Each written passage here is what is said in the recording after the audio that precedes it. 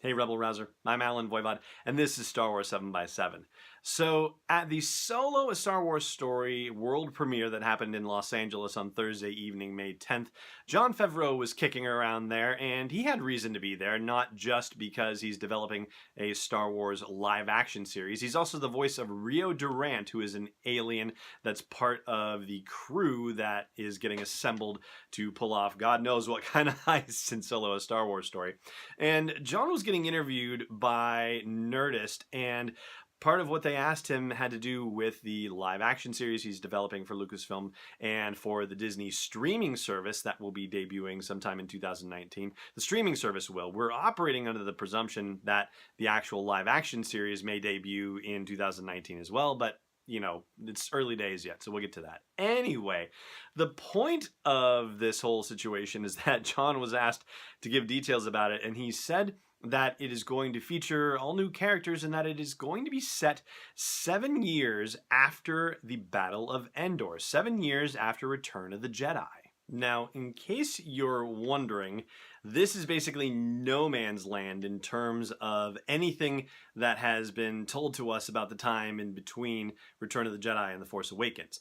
In fact, the only thing that we know for sure about that date, which would be 11 years after the Battle of Yavin, or 11 ABY, if you will, and just for the record, Return of the Jedi, Battle of Endor is 4 ABY, Force Awakens is 34 ABY. So one thing that we know pretty much for sure, it hasn't been officially confirmed, but we've done the math. So the only thing that we know for sure about as far as 11 ABY goes is that that's the year that Finn was born, and not necessarily the year that he was taken away by the First Order. We don't know how young he was when he got snatched, but that was certainly the year that he was born. And 11 ABY would also put this movie approximately 4 years, live action TV streaming series. This would be taking place at the start of the series, at least 4 years approximately before the birth of Rey.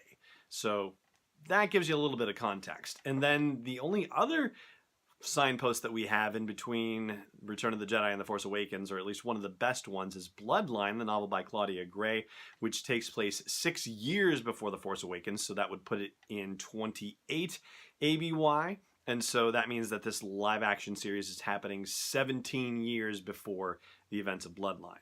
What does this actually mean for anything? Well, it's really hard to say. I mean, you would have to imagine that the New Republic would be in something resembling a heyday, right? They would have had a lot of the kinks worked out from the early days that we saw depicted in Aftermath, the series of novels by Chuck Wendig, and that took place all the way from 4 to 5 ABY, the first year after the Battle of Endor.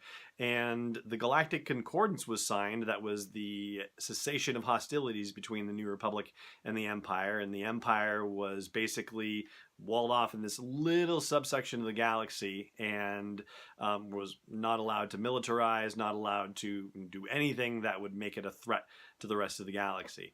So there has to be some sort of dramatic conflict that happens as a part of this series. I mean, otherwise, why bother making a series? So you would think that with the New Republic very much ascendant in this time period, that's what you would expect to see.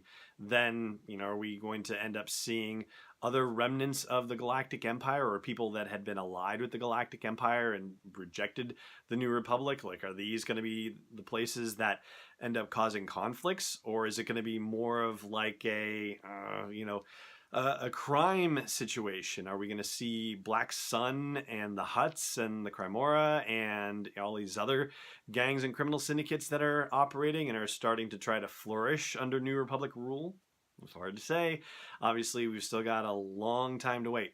One other thing that we do know positively, though, is that Jon Favreau said that they're going to make use of the motion capture technology that he's been using in the live-action adaptations of The Jungle Book and The Lion King. The Lion King, of course, is the one he's working on right now, and he won't be able to start his Star Wars work until he finishes that. I mean, I'm sure he's doing a little something here and there, like, just turn the brain on and you can't turn it off. So I'm sure it's not at a, complete frozen, not anything happening. I'm sure some wheels are turning, but for the most part, he's finishing work on his Lion King adaptation, and so that's taking up the bulk of his attention. And just to give you one other additional bit of perspective, so the Resistance, as you may recall, was formed at the end of Bloodline, and so that means it was only in place for about 6 years before The Force Awakens, so there will be no Resistance in the live-action series, and there ought not to be a First Order because the First Order was barely a thing. It was being funded and was just sort of having, about to have its coming out party almost in Bloodline. I mean, that's sort of what the point of the novel was, is the fact that Leia realizes that there is something huge that's building up that the Republic is not willing to acknowledge, and so she is going to have to break away. Not, there's all sort of other stuff that makes her have to break away from the Republic anyway, but the timing ends up being, very fortuitous in that regard. So she is addressing the rising threat of the First Order by forming the Resistance in 28 ABY, and so you have to figure that something is happening out in the unknown regions. What it might be, we don't yet know, but something is happening, and some part of the Empire's remnant is building itself into the First Order.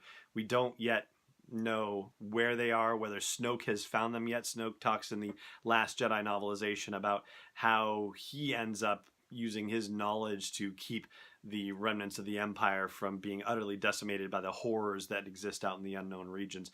Maybe we'll get to see some of that too. That would be rather fascinating. So you have, on the one hand, a New Republic that's on the rise and finding its legs, and on the other hand, you have a First Order that is just starting to get its feet under itself as well. And so these two giant titans of various parts of the galaxy are going to be consolidating their power and figuring out how to rule in each of their portions of the galaxy and gather influence and strength until they will inevitably clash, as we see happens in The Force Awakens. And the last thing I'll throw at you before we call this an episode: when you think about the Clone Wars and Star Wars Rebels, and now we have the upcoming Star Wars Resistance, yes, I know they are animated series, so that's a little bit different, but all of them focused on a specific set of time, 3 years in between Attack of the Clones and Revenge of the Sith for the Clone Wars, even though Dave Filoni has said that it didn't quite end the way he wanted it to, in the sense that he didn't get to end it. He didn't give it its proper ending just because of cancellations and whatnot. Rebels actually did get the ending that Dave Filoni wanted to give it, got it to have final, completion and closure and all that stuff. You can imagine he is definitely going to repeat that with Resistance as well. What of this live action TV series? And I think that it's very likely that it will have a limited shelf life, that this thing is only going to exist for 3, 4, 5 seasons worth of content, and they will then end it and move on to some other time period, some other set of characters. That's what I would wager, especially since we're dealing with quote-unquote all new characters, and sure, they may, find each other with, or find other characters that we already know in the midst of some of their adventures, but I think there's every reason to believe that this will be a limited series, limited to 3 to 5 seasons. And so who knows, we may, start with the birth of Finn and end with the birth of Rey. That would be something else, to say the least. And that is going to do it for the video version of the podcast. Over on the audio version, that's sw7x7.com/iTunes. We will do Last Jedi trivia over there. And so do check that out. Again, sw7x7.com/iTunes, or wherever you like to listen to podcasts. But for now, it just remains for me to say thank you so much for watching, and may the Force be with you wherever in the world you may be.